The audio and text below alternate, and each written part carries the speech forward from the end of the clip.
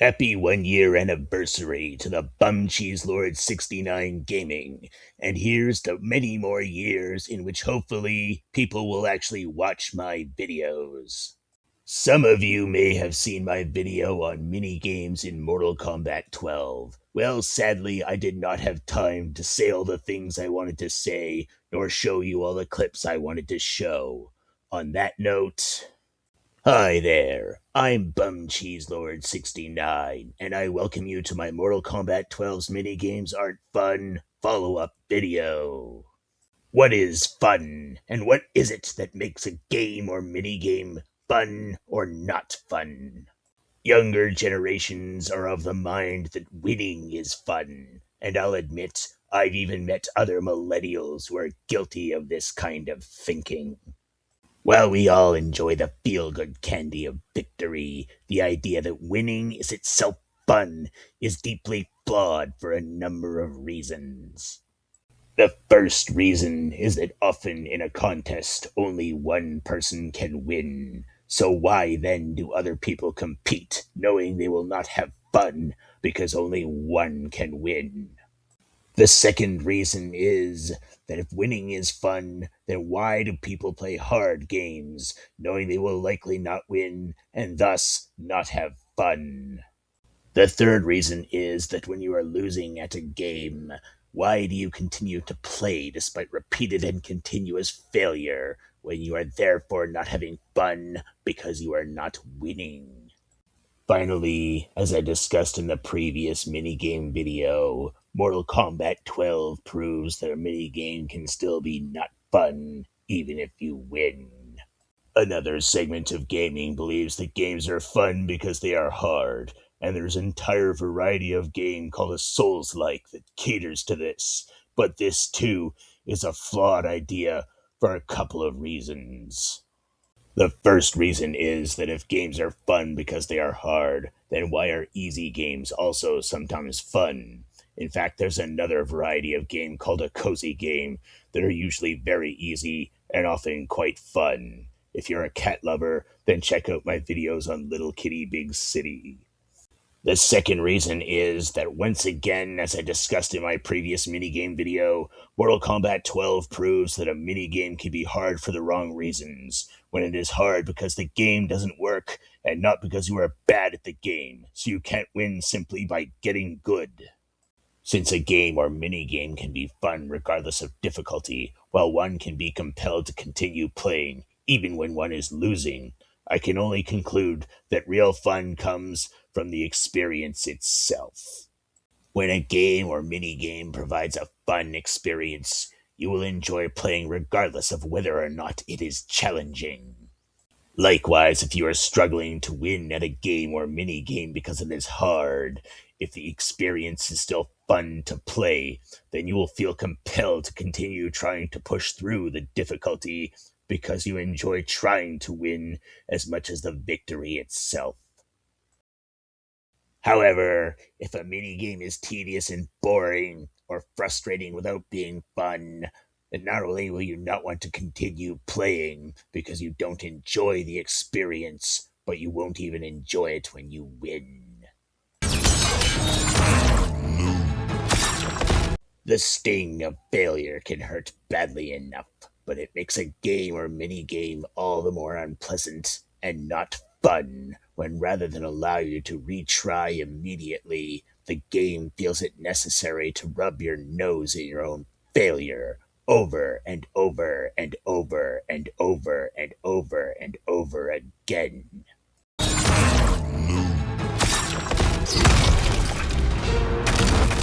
You lose. You lose. You lose. You lose. You lose. You lose. All right already, I get it. I lose. I don't need to be reminded of it every single time it happens. I'm perfectly capable of figuring that out after the first time. It's bad enough I have to deal with all these stupid mini-games full of fiddly bullcrap relying on special moves that don't work.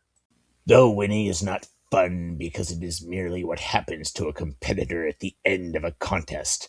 Thus, the road to that victory is what is truly fun.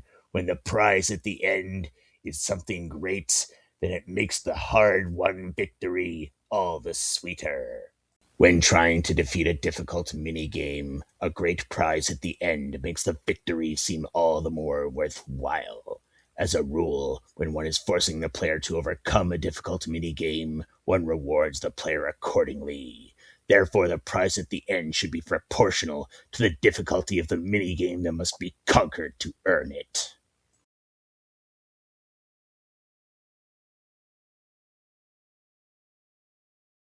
Unfortunately, this is one area where Mortal Kombat 12's minigames fail miserably, forcing the player to deal with overwhelming difficulty caused by a lack of basic game functionality, and rewarding the player only with temporary rewards like boosters, herbs, and season credits that disappear at the end of the season, essentially rewarding the player with nothing. On rare occasions, players are rewarded with minor consumables for upgrading talismans or crafting weak talismans, but most often, players are typically rewarded with only an ornate chest key. In Mortal Kombat 12 Invasions, ornate chest keys are used to unlock chests that can be found in mesas. But what exactly do players receive as rewards in these chests? Typically, the player is rewarded with more temporary rewards in the form of crappy talismans and crappy relics that can't be used right away if they're even worth using in the first place, once again providing the player with nothing of any real value. Sometimes the player may be rewarded with a skin, but typically that skin is just a crappy color variant of a skin no one wants, and not one of the good skins that they know the players actually like. This is a particularly aggravating survival minigame. In this survival, the player is tasked with protecting an ice sculpture that can withstand very little damage, and just to make things all the more irritating, most characters in the game are not well equipped to do so. This is particularly maddening if you're like me and you prefer to play through an entire invasion season with a single fighter. Here is my successful attempt, and you may notice something different here. I've switched to Baraka because while most fighters are not well equipped to handle this survive, Baraka is made for it. Unfortunately, successful completion of this survive with Baraka relies on your ability to repetitively use the special move you see me using here, and we all know how well the special moves work in Mortal Kombat 12. There is no way to make this survive fun. It simply needs to go away forever and never return. This is another truly awful survive that combines the worst of both worlds, the imminent threat of death with a ticking clock. In this survive, the player is tasked with breaking 10 rocks as they fly past before the time runs out. But if any of the rocks touch the player without the player hitting them first, the player takes massive damage. Here is my successful attempt, and once again, this survive is designed to be completed with Baraka. Worse yet, we're stuck using that same special move. There is nothing fun about this stupid minigame. Baraka wins. This survive is one of the most fiddly and irritating minigames in Mortal Kombat 12. As if it's not bad enough that you have to deal with fighters constantly running away from you in the regular fights. Now there's a minigame in which a floating orb constantly floats away from you on a ticking clock while sniping you from a distance, and you have to chase the stupid thing down just to hit it 10 times. This survive was truly a maddening ordeal to complete. Fortunately, I'm using Reptile on this one. Reptile's agile movements and quick attacks make him well suited for completing this particular survive. I'd even say that this survive was made with Reptile in mind. Even so, what you're witnessing is the one successful attempt after much swearing and many failed attempts of pure aggravation, all for a meager reward that hardly makes it seem worthwhile banging your head against the wall just to finish this stupid survive. This is Quick Draw. You're paired up in a mirror match with a character you may have zero experience using before, and tasked with firing off a random unknown special move before the opponent does the same. Unfortunately, the opponent knows the special move before it's revealed, giving the opponent a massively unfair advantage to get the drop on you. You're given a 4 count before the special move is revealed and a 1-second grace period before the opponent fires, leaving you very little time to react when you never know which special move you're going to get. This is Order Trial. It's a similar concept to Character Trial, except that instead of destroying targets, you're destroying Roman numerals in numerical order. It's a simple enough task on its own, but saws within the space obstruct your movements, and moving saws make it all the more aggravating.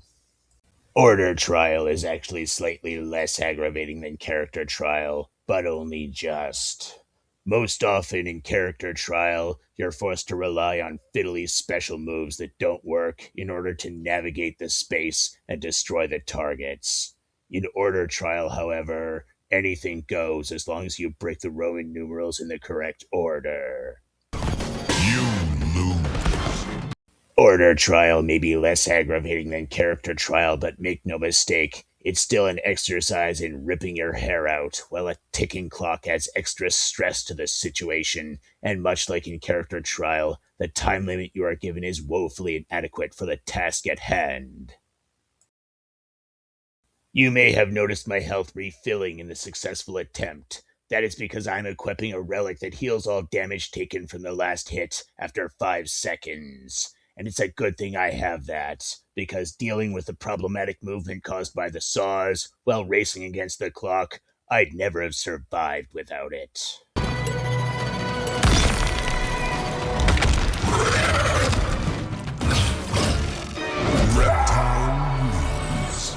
Imagine if Protect Cashew could be even more agonizing. Said no one ever. Well, this Survive has managed to do just that by combining Protect Cashew with Rain's Character Trial. In this Survive, instead of protecting Cashew against zombies attacking from both sides as you babysit Cashew while trying to guide him toward the end, you must protect Cashew against fireballs raining down from the sky. If just one fireball hits Cashew, then Cashew is destroyed. While Cashew is protected from the fireballs as long as he sits under you, the only way to protect the both of you is to rely on executing a fiddly special move at the proper time, and it probably won't work. Worse yet, it's one of the game's 3-direction special moves that function even worse than the regular ones. Yes, by the way, I'm using that same relic.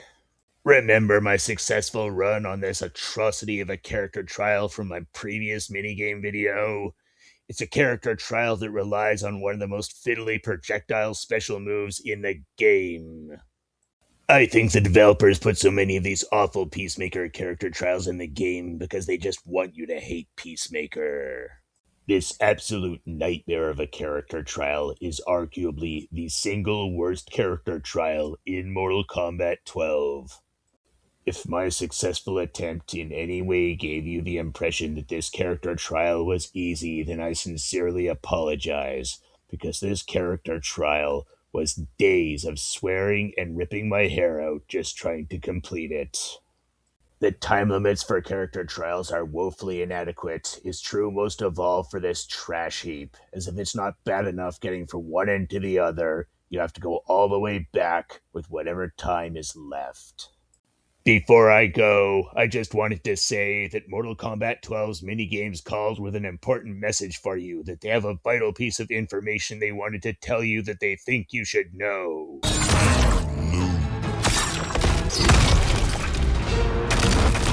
You lose. You lose. You lose. You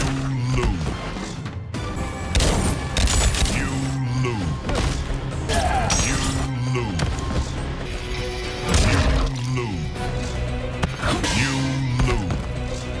Is this fun? Are we having fun yet? Well, that will just about be the end of the video, so for now, I'm sorry for making you watch this. Download, comment, like, share, subscribe. I hope you were infotained. Keep all water fluoride free. Deboot the reboot, let's make Saints Row 5, and I'll see you on the next video. Ha ha ha ha ha ha! Feeble! Giddy giddy boing boing.